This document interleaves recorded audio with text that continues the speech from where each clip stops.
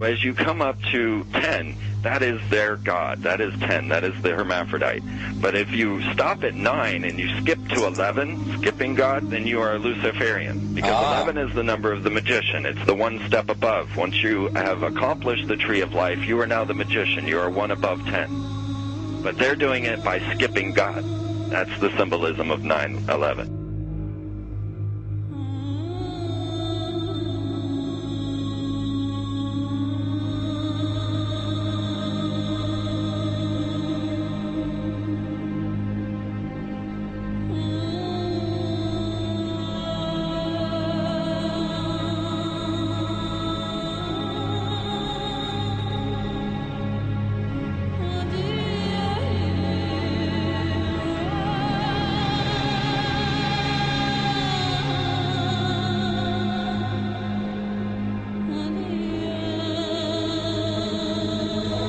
It is a big idea, a new world order.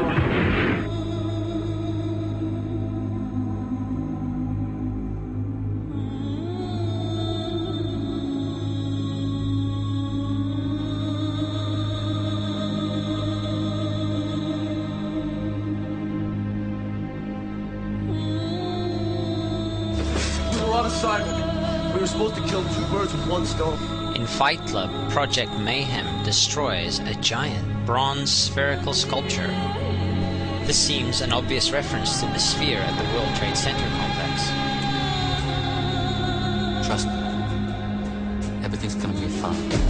In a pivotal scene reminiscent of 9/11, we see the destruction of skyscrapers and the change of a skyline. Second anniversary of the 9/11 attack on the World Trade Center, George Bush asked for an $87 billion increase in military spending.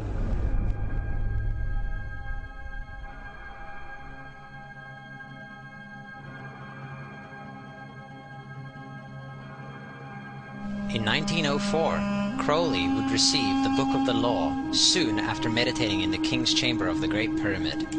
He claimed he had been contacted by a being called Aiwass. Crowley would also use this symbol in his work.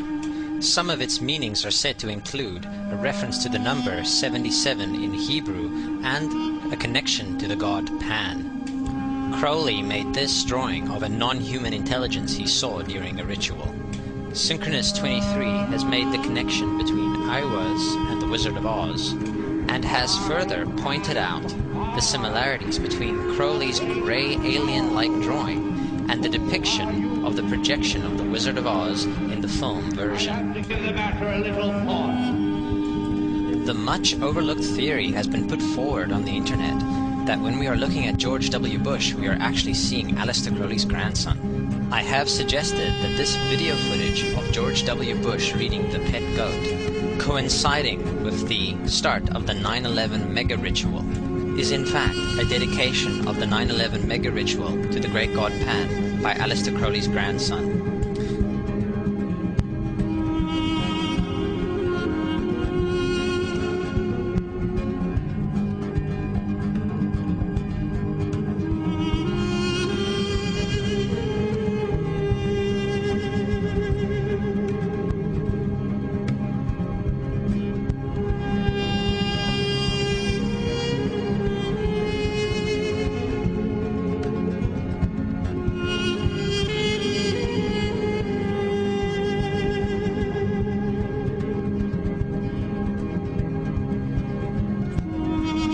Things get a little weird. This is the 1978 version of The Wizard of Oz, The Wiz. Again, we see the Emerald City connected to New York. On arriving at the end of the Yellow Brick Road, Dorothy and her companions go through the circular portal. Through the door, we see 3 pyramids. Behind the pyramid shape, in between the pyramid pillars of the World Trade Center, we see the sphere, the representation of the Kaaba.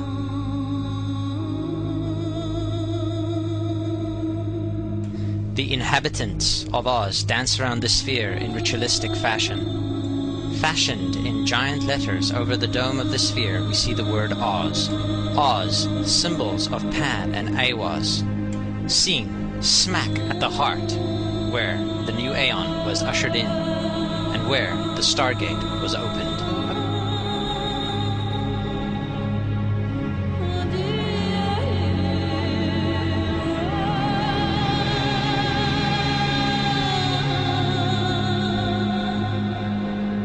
Between the Twin Towers is called the Spherical Caryatid. It was made by artist Fritz Koenig, and it was nicknamed the Sphere. We see that Koenig made this thing in Bavaria, the same place where the Illuminati was founded. The most interesting fact about the placement of the Sphere at the World Trade Center Plaza has to be that architect and designer of the World Trade Center, Minoru Yamasaki, intended the plaza itself to be a representation of the Grand Mosque of Mecca, the Sphere in particular taking the place of the Kaaba.